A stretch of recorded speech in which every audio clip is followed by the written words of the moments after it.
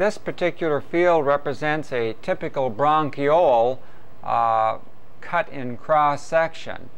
Its characteristic features is the scalloped or folded nature of the lining epithelium.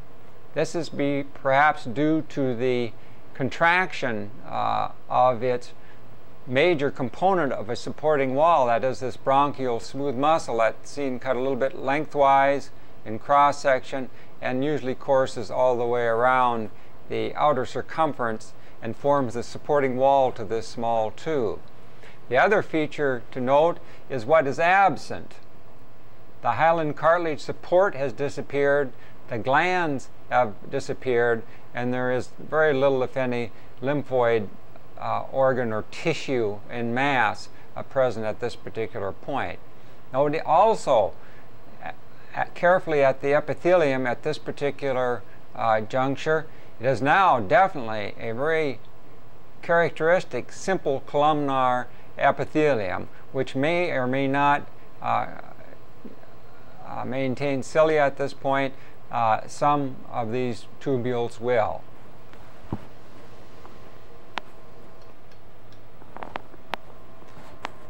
That same bronchiole, as examined at low power on the previous section, showing in detail its lining epithelium. A simple columnar form that's getting fairly low. Not many cilia are observed, and no goblet cells are visible at this particular point in its subdivision, so as we're nearing the terminal end of this conducting portion of the respiratory tree. There's a clip through the supporting wall of the bronchiole, that is that bronchial smooth muscle. A few of the cells, though it's difficult to demonstrate, do retain their cilia, but no goblet cells are observed at this particular point in this section. Here's a couple more sections of smooth muscle as it has a spiraling course around the bronchial tree. And one can see it's a simple columnar epithelium getting lower in stature with very few, if any, goblet cells present. So we're down in the near the end of a typical bronchiole. The goblet cells will disappear and another cell will make its appearance, a Krause cell. An additional section through a bronchiole that's cut perhaps a little more crisply and more of a perfect cross section. It illustrates quite a bit better the bronchial smooth muscle, how it forms a complete spiral around and forms the supporting wall of this particular portion of the conducting system of the airway, as well as the folded nature of the epithelium, which even at this magnification, using the intermediate power, one can see as a simple columnar form. Goblet cells at this point probably aren't present. There should be a few ciliated cells, and at this point a specialized cell known as the Krause cell should begin to make its appearance.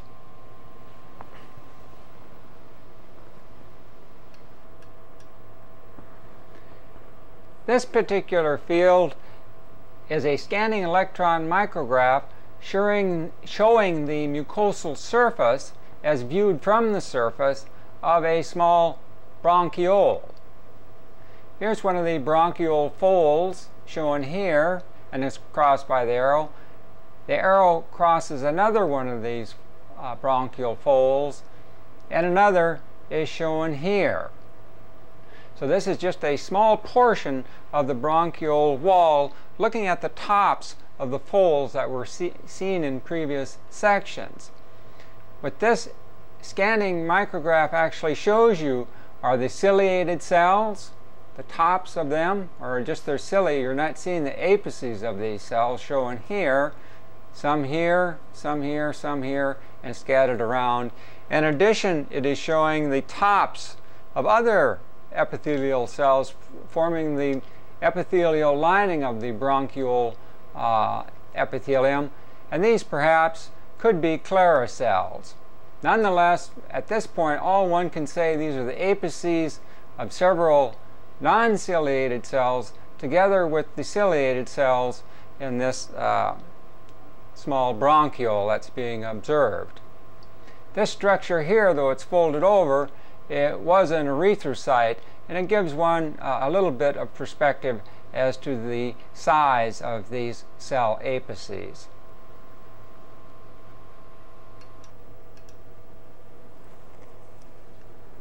A small portion of the bronchiole epithelial lining as viewed from the surface in another scanning electron micrograph, but one that was taken at increased magnification, simply to illustrate in greater detail the dome-like apices of the non-ciliated cells, as can be demonstrated here, as well as demonstrating without much question some of the cells possess or retain, even at this point, this far down, numerous cilia.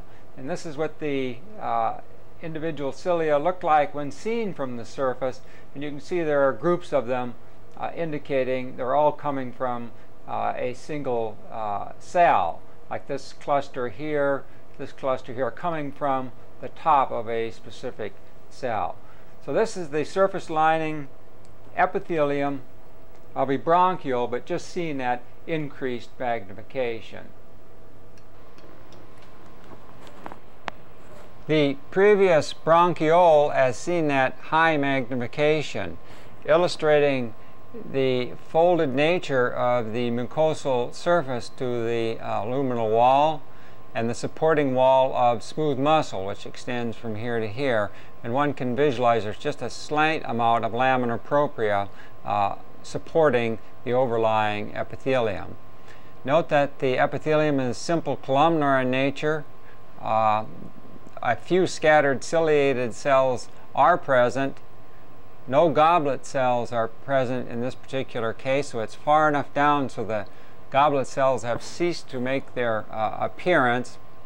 And as mentioned previously, the goblet cells will now be replaced more or less, or their position taken by a specialized secreting cell known as the Clara cell. So this is a typical portion of a bronchiole and its characteristic features. The supporting wall only of smooth muscle and this folded nature to the epithelium. The surrounding structures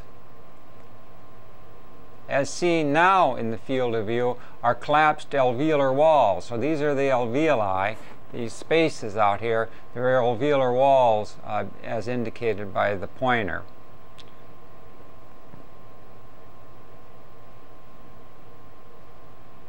To give you an appreciation for the differences in size. Another alveolus showing portion of its lumen shown here, another is shown here, another here as well.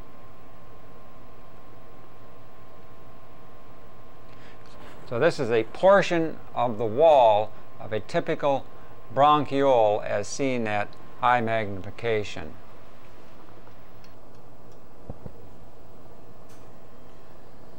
Finally, one will get to the end point of the purely conducting portion of the respiratory tree at a terminal bronchiole. One of those is shown in the field cut more or less in cross section, but it's somewhat at an angle. One can see that the lining epithelium is more cuboidal in nature.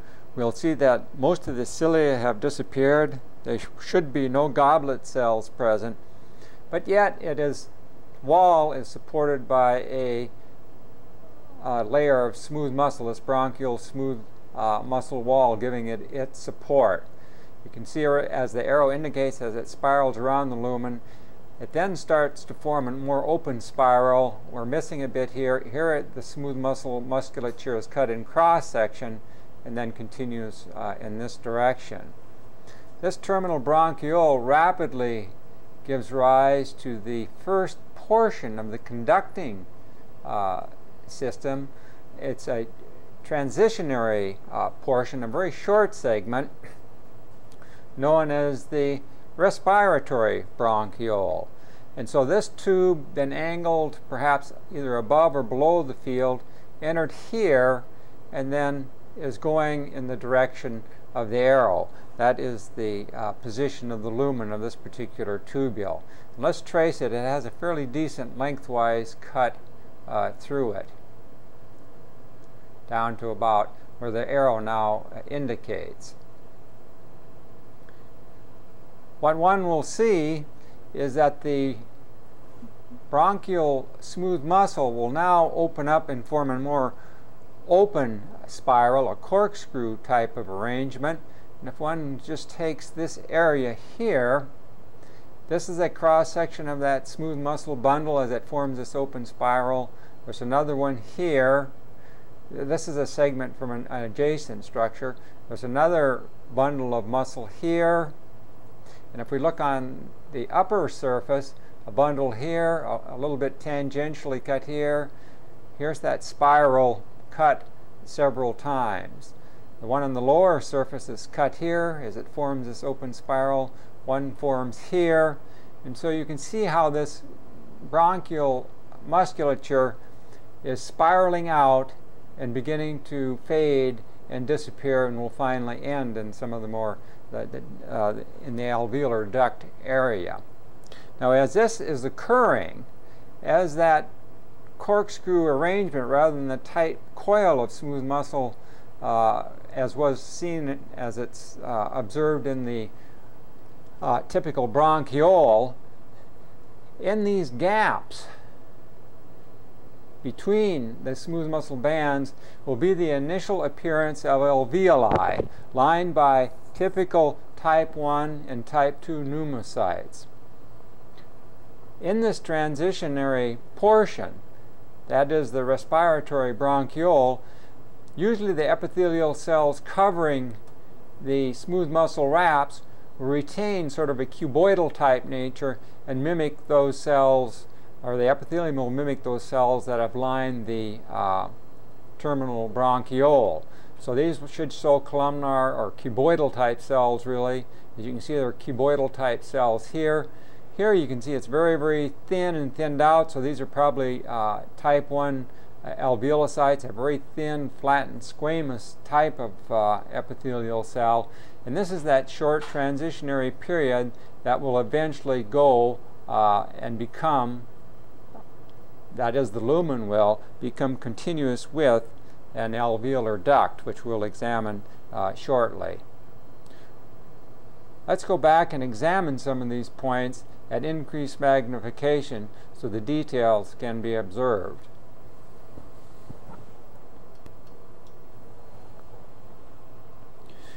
The terminal bronchiole, as seen at increased magnification, shows the simple cuboidal to columnar lining type of epithelium. The retaining smooth muscle wall, though it's beginning to form a spiralar type structure.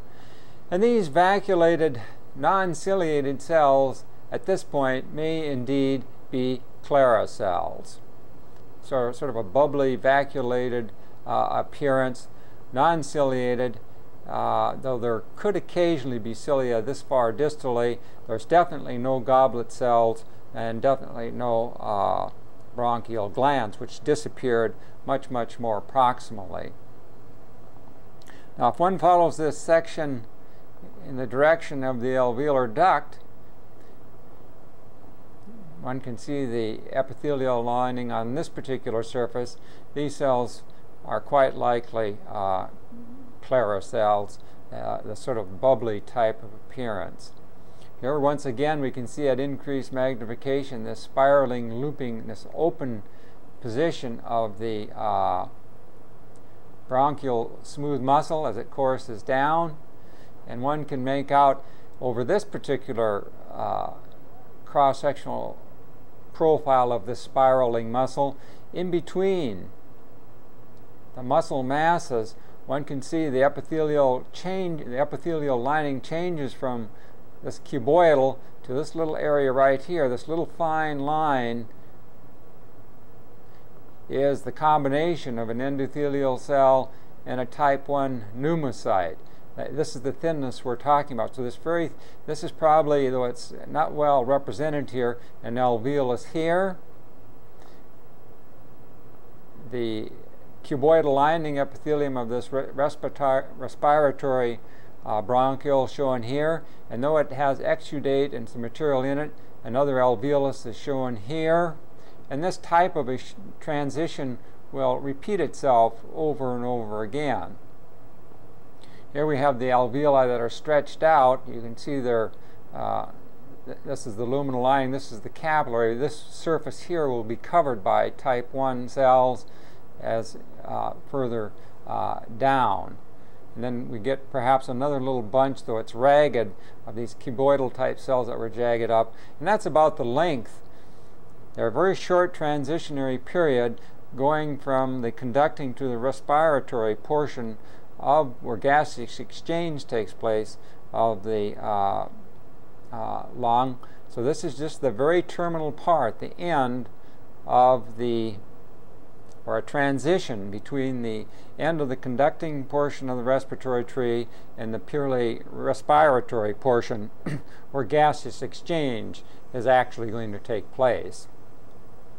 And so what we're visualizing here is a portion of that transition, that is the respiratory bronchiole.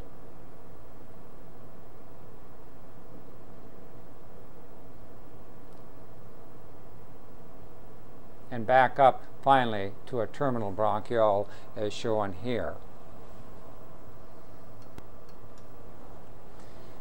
An additional segment through another respiratory bronchiole, showing you the spiraling nature of the bronchial smooth muscle as it opens up. This is the typical cuboidal lining covering epithelium, and then if we trace it down slightly, you can see how it they're ballooning out. The epithelium becomes much thinner in these little outpouchings and the initial appearance of the alveoli.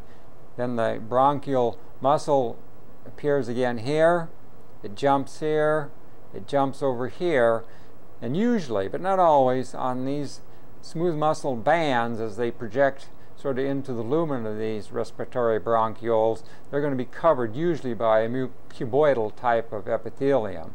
In this particular case, this does not appear to be the case. It looks like an alveolar type 1 cell that's sort of stretched out and entering the lumen. So these short transitionary points, this is what is being presented as a respiratory bronchiole, this very short transition point between the conducting and the appearance of, with the appearance of alveoli, and then a purely respiratory region, as one will encounter in the alveolar ducts.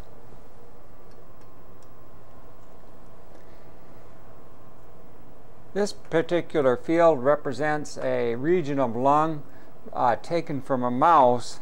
The mouse was, his lungs were inflated prior to its being terminated and fixed in an inflated condition to demonstrate the alveolar ducts and alveoli, which would be impossible if one excises just the lungs, and due to the reduction in pressure, the alveoli simply collapse.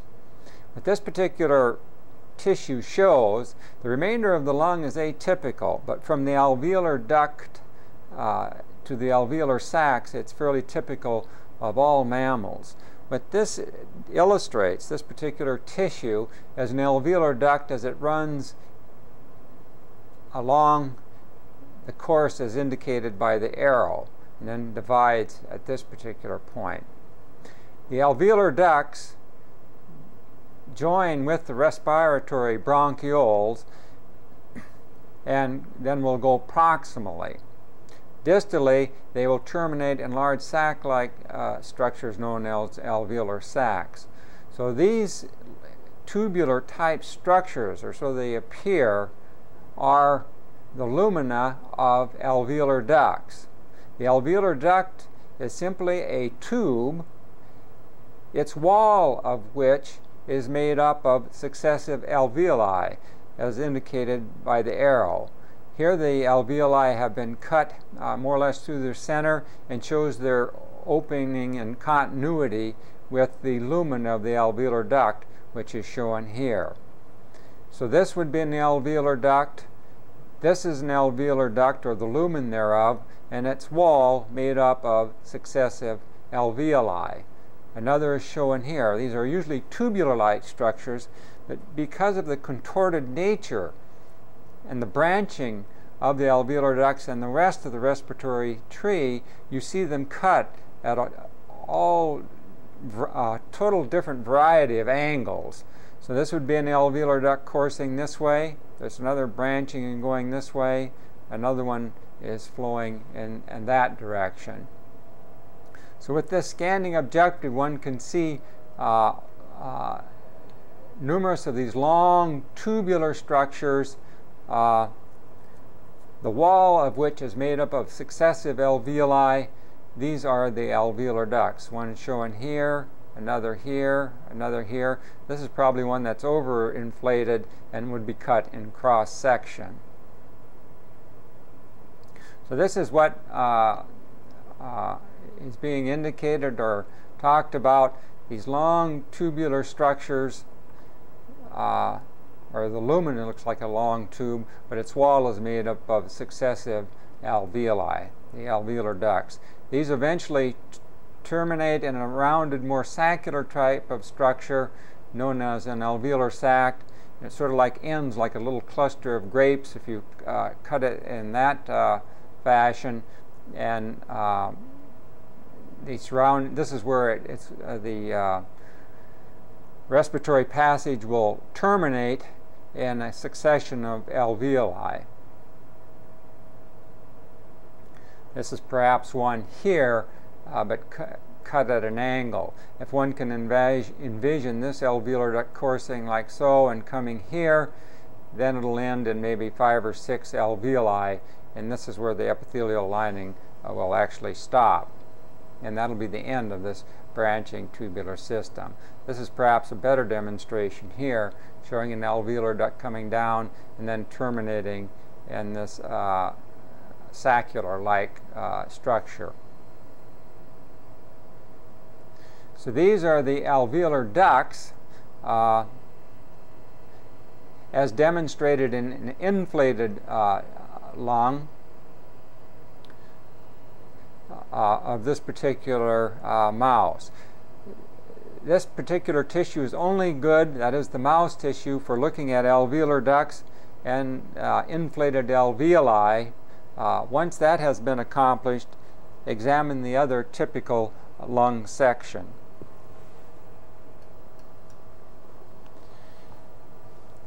Increased magnification of the alveolar duct in the mouse lung to demonstrate the alveolar duct, showing you indeed that it is made up of successive alveoli. And note the very thin nature of the wall of the alveoli. Here we see one that it's cut in cross section.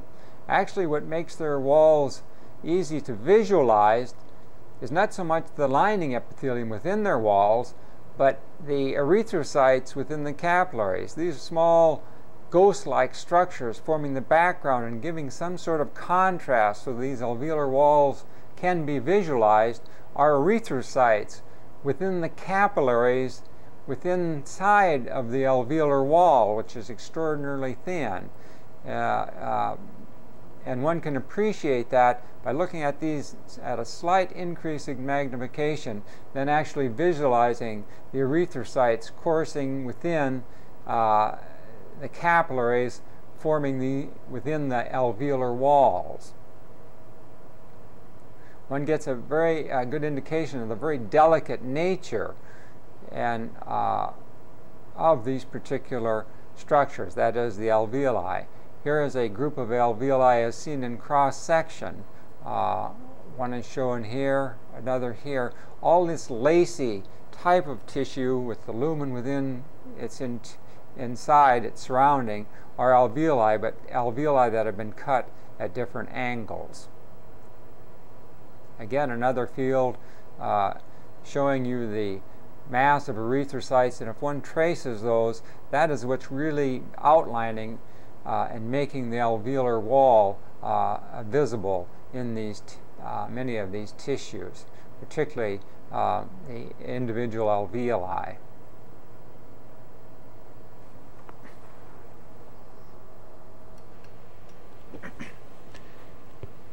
This is a portion of lung in the plastic embedded material and stained with hematoxylin and eosin and viewed at high magnification.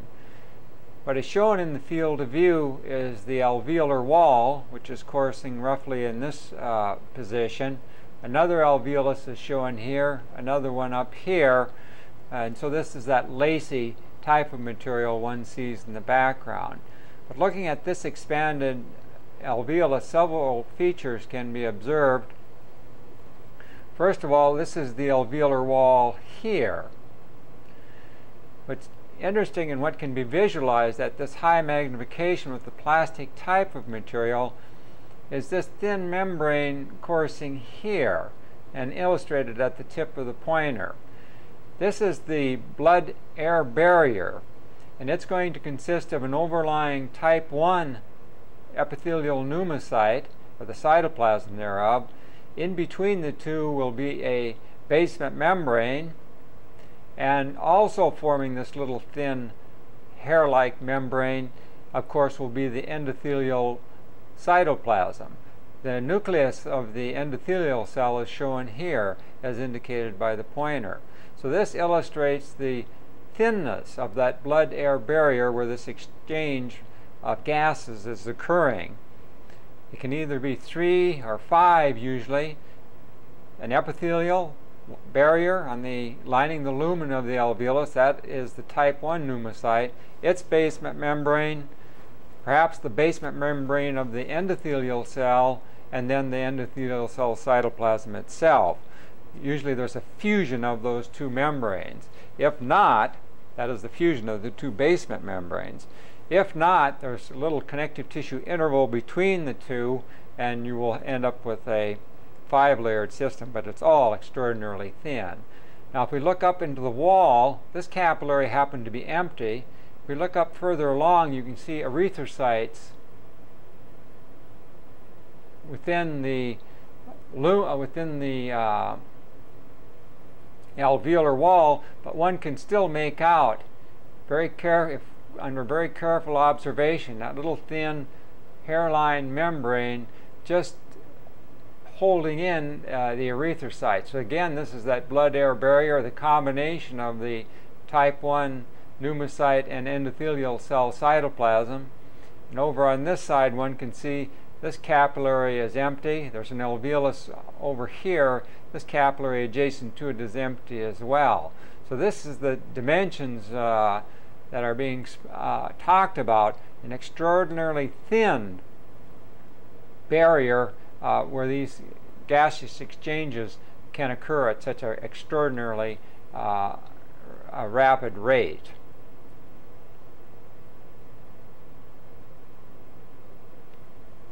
Here again, though, it's not very well represented. This is sort of a collapsed alveolus here. Here again are 2 erythrocytes, and then that very thin barrier shown here. This rounded cell, though it isn't well represented here, is a type 2 pneumocyte. They usually have a frothy appearance. They're sometimes countersunk down within the alveolar wall. There's another collapsed alveolus shown here. This is another example here, perhaps better, of a type 2 pneumocyte.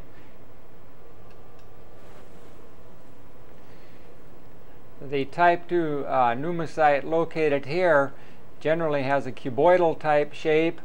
It has this, its cytoplasm is filled and appears vacuolated with these like little myelin bodies. It has this vacuolated appearance.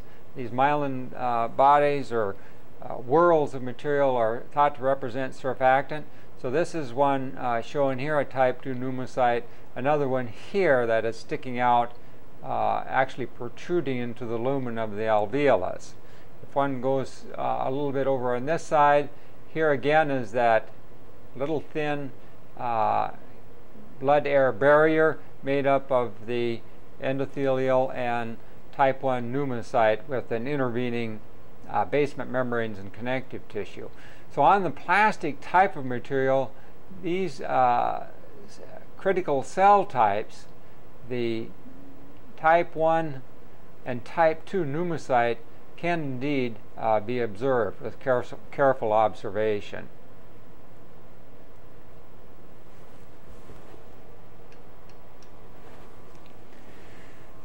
An additional region of lung shown at increased magnification, showing several collapsed alveoli and illustrating some of the features of the epithelial lining.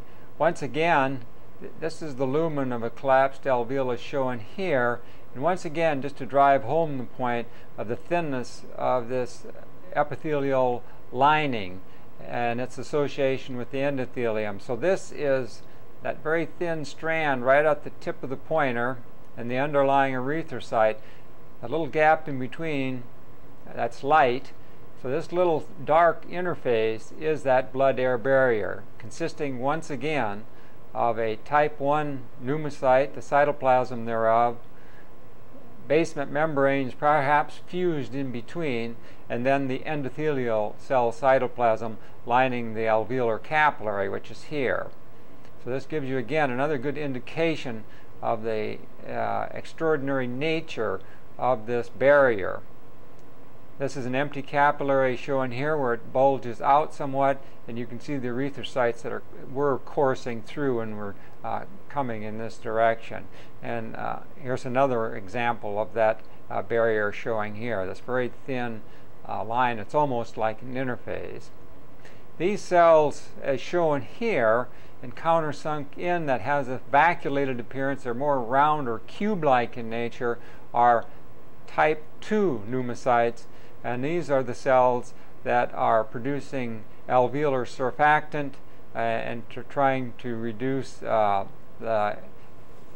surface tension within the little fluid lining the interior of the lung. So this is an example of a type 2 pneumocyte here. Another is shown here. Another is shown here. All characterized by their more or less round or cube-like appearance, so oftentimes countersunk into the alveolar wall, such as shown here, and always show this vacuolated appearance with these myelin bodies, these so-called surfactant-containing bodies within their cytoplasm that can be demonstrated quite readily using the electron microscope. So this is a series of alveolar walls that have, due to the lack of pressure when this tissue was excised, was cut out and has this rather confusing appearance. But several of the detailed features can be made out when you examine this particular tissue at increased magnification. Again, that blood-air barrier demonstrated quite well at the tip of the arrow.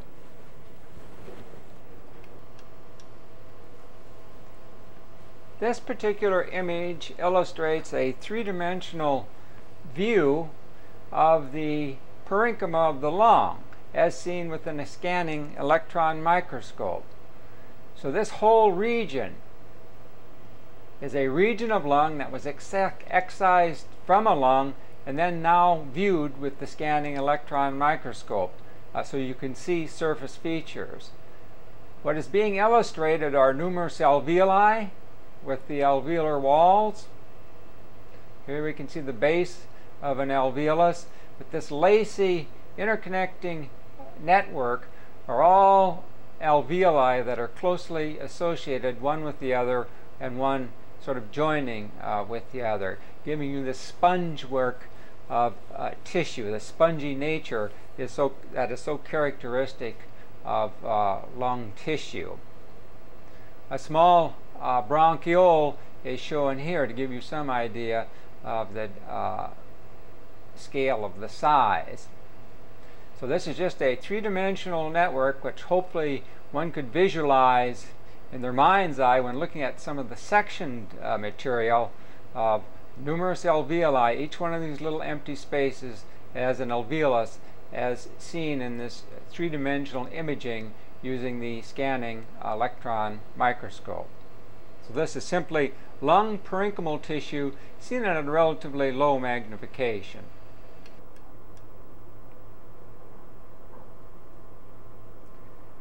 This particular figure illustrates a scanning electron micrograph examining the interior or lining surface of an alveolus. What it shows are the following features. This line extending across the field and being traced by the arrow, it represents the boundaries, the fusion points or the junctions between type 1 pneumocytes. So this flat, smooth area now being crossed by the arrow is the cytoplasmic or the plasma lemma of a type 1 alveolocyte. Another junction is showing here where it joins another type 1 immediately adjacent to it. Another boundary is shown here, that little raised line. So those are the junctional complexes that bind type 1 cells together as seen along the surface. Another is shown coursing this way. These round appearing cells that have that fine microvillus appearance to the top, these are the apices of type 2 alveolocytes, those cells that secrete surfactant. Another one is shown here and is being crossed by the arrow. Another one is shown up here, and two at this location lying immediately adjacent to one another. So the type 2 cell usually, but not always, is countersunk somewhat within the epithelium and are these cube-like cells that one sees in section. Here we're just seeing the apex, the very top, and showing the its junction here, this light raised line with adjacent type 1 cells that are showing here. So this is a rather unusual view, taking the scanning electron microscope and actually entering into and looking at the surface features of the interior surface of an alveolus.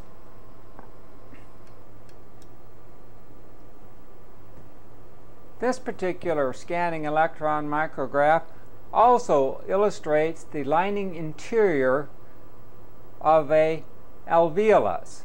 What's interesting about this particular figure is that the junctions between type 1 cells can be seen at the tip of the arrow. So all of this region in this particular area, despite its contorted appearance, and then down along this surface, is all covered or lined by a type 1 pneumocyte. These two structures, as was illustrated on the previous electron micrograph, are the apices of type 2 pneumocytes.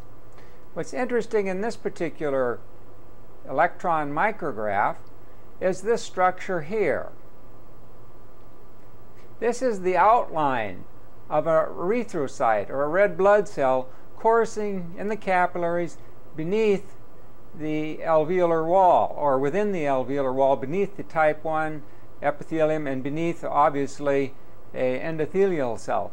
Yet this wall is so thin, you can see the outline of the erythrocyte as indicated by the arrow coursing along within the alveolar wall, but yet within the confines of a capillary. So I think it illustrates quite dramatically the thinness of this epithelial wall. Once again, this is the junction between two type 1 pneumocytes.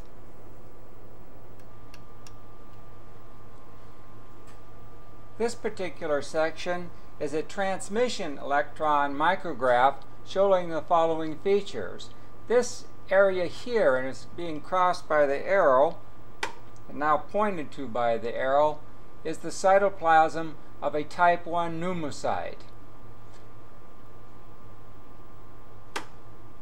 The cytoplasm of a type 1 pneumocyte lining the alveolar interior is also shown here, and also shows the presence of one of these little bit of myelin body or surfactant regions.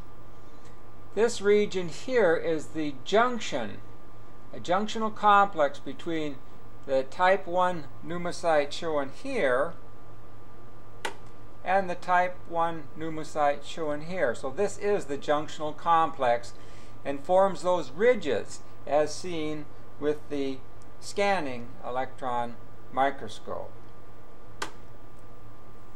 This region here is an endothelial cell nucleus. It has a junction here with another portion of an endothelial cell that extends from here to here, and then another endothelial cell, of course, goes off in this particular direction. Or I guess it's going up here and it's sort of overlying. We sort of have a little bit of overlapping of these particular endothelial cells. Once again, this is the blood-air barrier area, endothelium, type 1 pneumocyte, the epithelium, and if one looks carefully here, one can see the fused basal laminae, or the fused basement membranes, representing each. There's a little membrane coming of the type 1 cell and of the endothelial cell, and there's a slight little dense line, the interphase, where these two membranes fuse. So this gives you an idea, at least with the transmission electron micrograph, of what these blood-air barriers look like. Another one is shown here.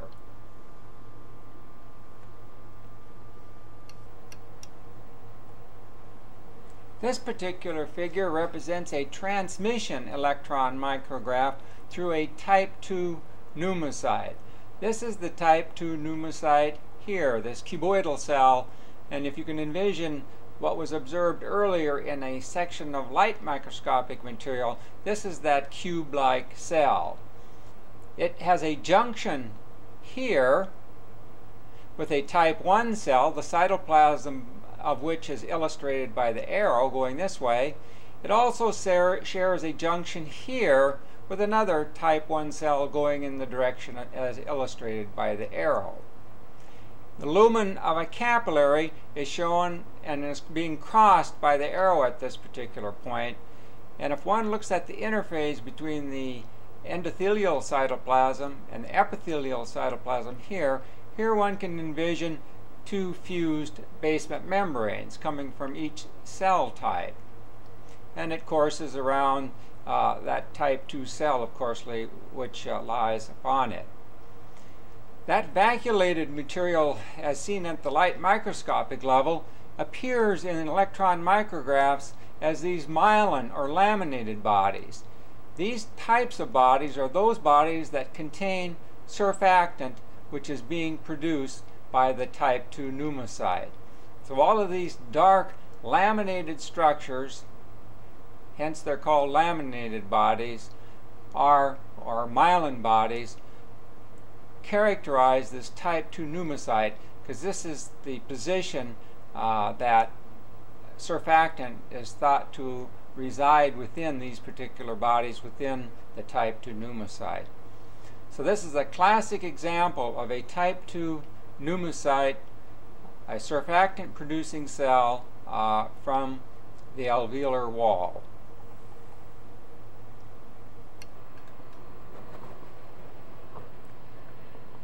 Finally, this is a section stained with an Alcyon blue dye, I do believe, illustrating the pleura on the external surface of the lung. So this blue type of material, as indicated at the tip of the pointer, is actually some fine collagen fibers that have been stained. to illustrate this delicate connective tissue making out the exterior border of the lung. So this is collagen stained blue, and then you can see overlying it and covering its external surface is a simple squamous lining epithelium. This is the mesothelium on the exterior surface of the lung. So this would be equivalent to the visceral pleura of the lung, that simple squamous lining epithelium of mesothelium and a bit of underlying connective tissue, which in this case is stained blue. Obviously also contained within this connective tissue are going to be elastic fibers, which aren't demonstrated, as well as a delicate network of reticular fibers. So this is the pleura of the lung, the visceral pleura lining or covering its external surface.